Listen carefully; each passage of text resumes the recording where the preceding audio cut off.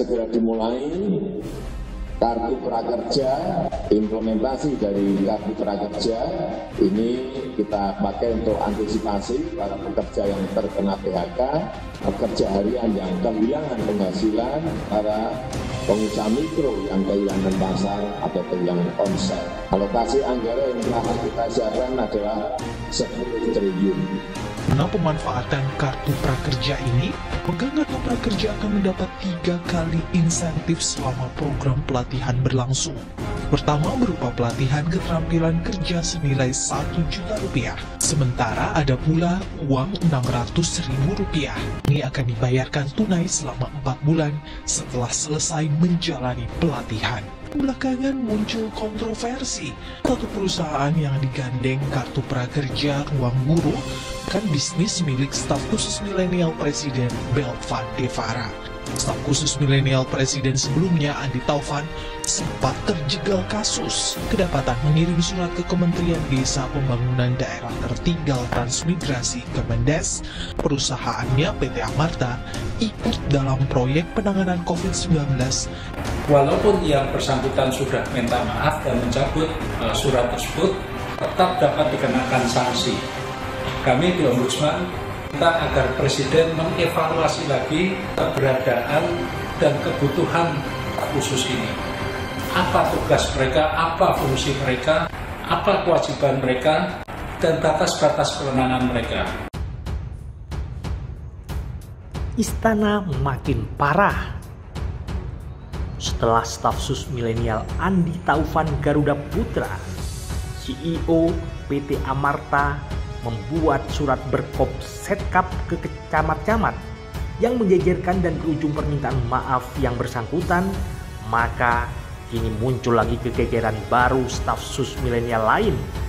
Ada Mas Belva Devara yang mendapat proyek aplikasi prakerja senilai Rp5,6 triliun. Rupanya istana saat ini jadi tempat mainan proyek-proyekan anak-anak bau kencur. Gayanya disebut staf sus milenial. Staf khusus yang bergeser menjadi staf kasus. Sejak awal keberadaan staf khusus Presiden, terutama milenial yang berjumlah 7 orang dari seluruhnya 13 personal, telah menimbulkan masalah. Anak-anak milenial rekrutan Jokowi ini miskin pengalaman ketatanegaraan. Akibatnya ya seperti yang terjadi belakangan ini, kikuk dan gegabah melaksanakan tugas sebagai orang penting di lingkaran dalam istana. Lebih banyak mejeng mengisi ruang ketimbang kerja real yang benar produktif di lapangan. Lagi pula, staf kok sudah ada yang merasa seperti setingkat menteri. Ini baru 2 kasus yang muncul dari staf khusus. Jangan-jangan masing-masing staf sebenarnya sudah ada bagi-bagi proyek yang terstruktur, masif, dan sistematis. Benar juga usulan bahwa harus segera ada audit atas staf khusus Presiden dan Wakil Presiden. Wakil Presiden juga lagi sumringah, dibolehkan punya 10 staf khusus. Staf khusus bila tak jelas pengawasan dan pekerjaan bisa menjadi jaringan strategis dari korupsi, kolusi, dan nepotisme. Jokowi harus memecat Andi Taufan Garuda Putra atas kesalahan administrasi yang merugikan istana.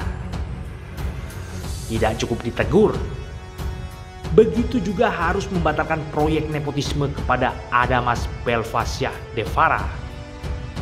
Jika Belva sudah siap mundur, izinkan untuk mundur dari staf khusus. Tentu tanpa membawa take home pay proyek 5,6 triliun. Kredibilitas Presiden dipertaruhkan karena merekrut anak-anak genit seperti ini. Teringat sewaktu pelantikan Presiden bulan Oktober 2019 yang lalu, Isabdo mengundang makhluk halus Nyi Roro Kidul, Nyi Blorong, Jin Kayangan, dan lainnya.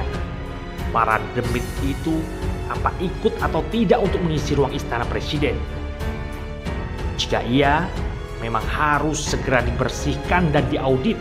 Sebab jika tidak, maka uang negara akan dikuras habis untuk bagi-bagi proyek pengisi istana.